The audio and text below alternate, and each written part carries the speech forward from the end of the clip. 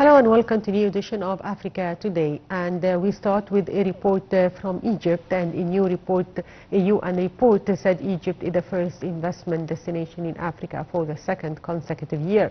The report by the United Nations Conference on Trade and Development said the country also ranked 32nd in terms of countries attracting direct foreign investments. Details follow.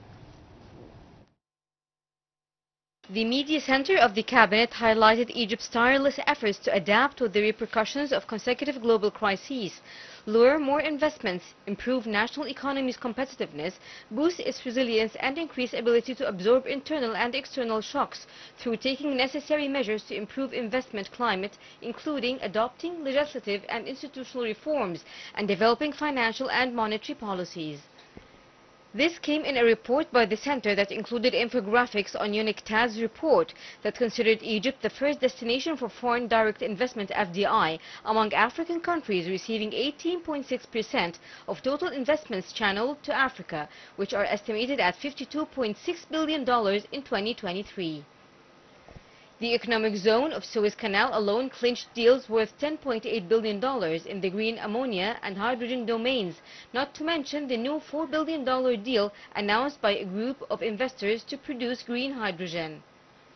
Despite consecutive global crises, Egypt's FDI inflows increased from $9 billion in 2019 to $9.8 billion in 2023.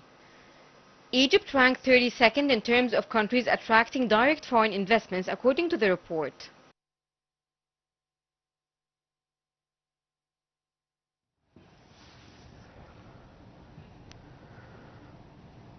And we are joined over the phone by Ambassador Gamal Bayoumi, former Assistant Foreign Minister.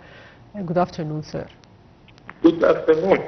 So, sir, how do you see the significance of the findings of the report by the UNCTAD that Egypt is the first investment destination in Africa for the second consecutive year? I'm not surprised, by the way, because I know exactly what is going on in Africa. Africa really is not in a good position, because I always told the European partners that the flow of money going out of Africa for covering its debts and to cover its imports is much more than it receives as investment or as an invoice for its export. So also Egypt is a big economy. It is the second largest economy in Africa. And it's a highly diversified. We have industry, we have agriculture, we are a country of services. Our exports of services is worldwide. That's why an investor, when he comes to Africa, of course Egypt is far on top of the priorities of any investors coming to this area. Even against the Arab world also, Egypt is in a very good position for attracting foreign direct investment. How would you list Egypt's investment attractions? It is very good, still very good, but as Egyptian, I am ambitious. I hope that we can attract much more than that. To cover our aims for development, to cover the increase in population, because we are increasing very fast. We gave birth to 27 million new children in the last 10 years. So I need much more investment that we are doing.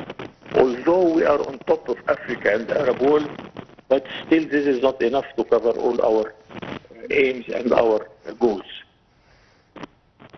So, sir, a report by the media center of the cabinet highlighted the UN report saying Egypt's tireless efforts to adapt to repercussions of the global crises is atop the reasons for Egypt retaining its position in Africa as an investment attraction. What policies do you see have helped deal with the global crises? It started with a big financial problem in the United States, when investors lost a lot of money because of fraud of many financial organizations. And even I heard the King of Arabia Saudi saying in the Arab Summit that we lost billions of dollars in the United States because of this. So an investor also is seeking a safe place to invest, that his money will not be lost because of bad practices of the banks or businessmen or fraud, as it happened even in the United States. So we can say that we are a safe direction for an investor, and this is by itself a way to attract more and more investors. Yes, so sir, the UN report considered Egypt the first destination for foreign direct investment among African countries, receiving 18.6% of total investments channeled to Africa, which are estimated at $52.6 billion in 2023. How do you read the figures? It is very good, as I said, but I hope that we double it as soon as possible, because we are enlarging our capacity to attract more and more foreign direct investment, whether by changing our regulations and our laws in order to make the life of an investor much easier, to finish his bureaucratic procedures as quick as possible. Here we have, of course, competition with other countries. So we are doing fine, but not enough, and we have to continue making our bureaucracy much more able to up to the world standard. And our banking system needs also to be ameliorated. Our transport, still we are doing our best to make the transport as fast as possible. All these things are a kind of attraction for the investment. Also, sir, the report cited green projects as attracting investments worth billions of dollars. How do you see the weight of green industry projects in the economy?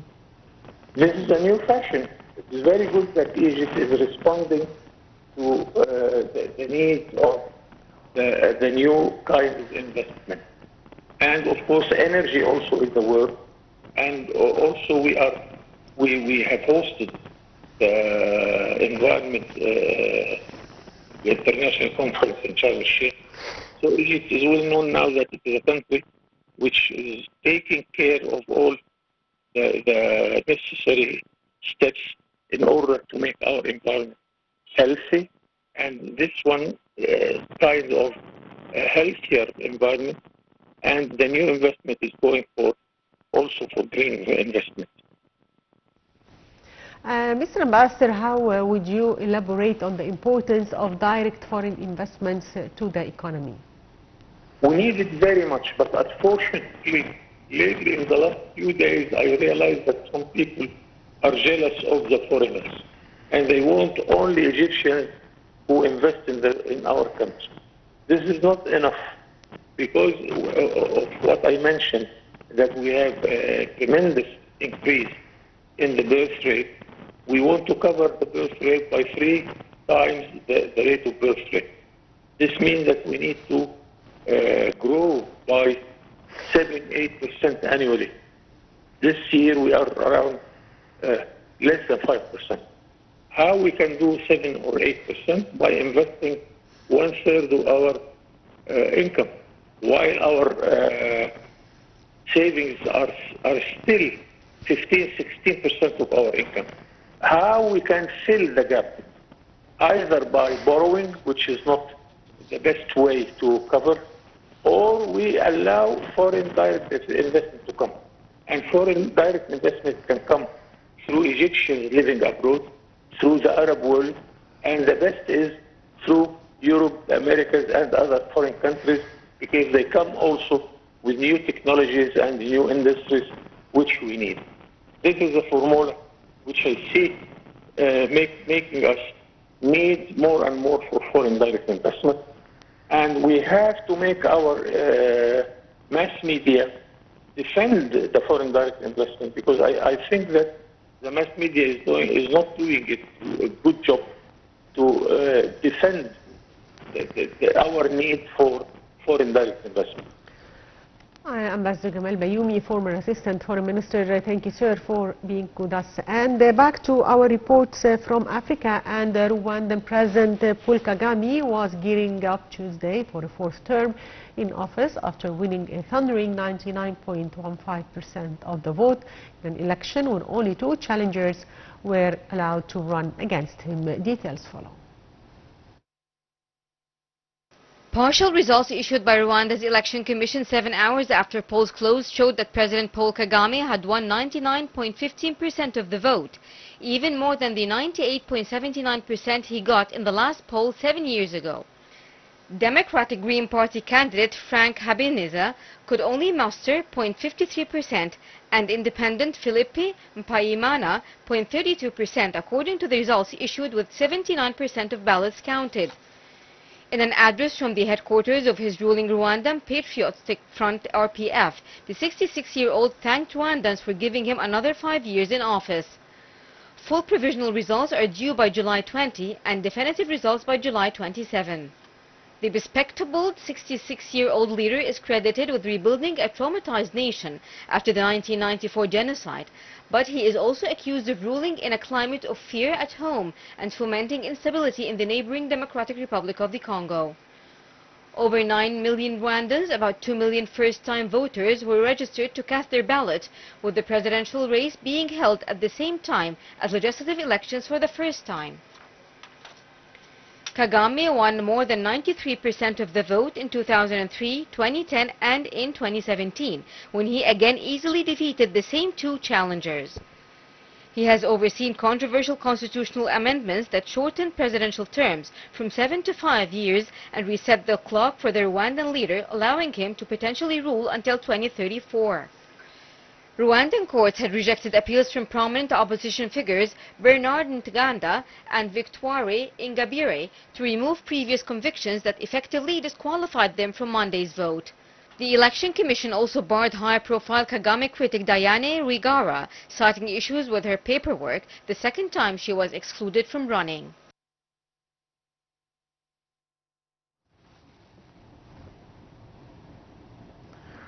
200 Kenyan police officers have left for Haiti under a UN-backed mission to try to quell rampant gang violence in the troubled Caribbean nation. This came after the UN Security Council unanimously approved a resolution condemning in strongest terms increasing gang violence and criminal activity in Haiti that is undermining peace, stability and security in the country and the region. Details follow.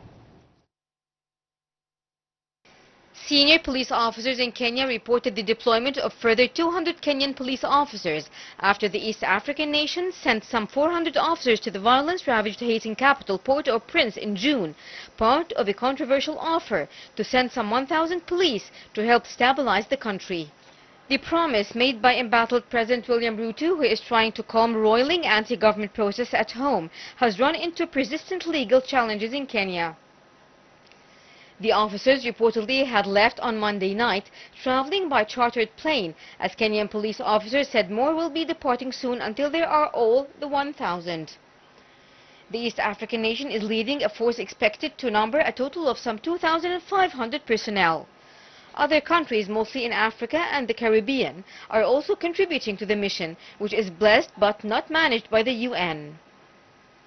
On July 1, Kenya's National Police Service issued a statement to squash rumors that 7 officers had been killed in Haiti. The forces deployed had been received warmly and were all safe and ready to discharge their clear and specific mandate, it said. The deployment was approved by a UN Security Council resolution in October, only to be delayed by a Kenyan court decision in January that ruled it unconstitutional. The court said Ruto's administration had no authority to send officers abroad without a prior bilateral agreement. The UN Security Council on Friday unanimously approved a resolution condemning in the strongest terms the increasing gang violence and criminal activity in Haiti that is undermining peace, stability and security in the country and the region. The Council extended the UN political mission in Haiti, known as BINU, until July 15, 2025, with a mandate to support the advancement of a Haitian-led, Haitian-owned political process towards the holding of free and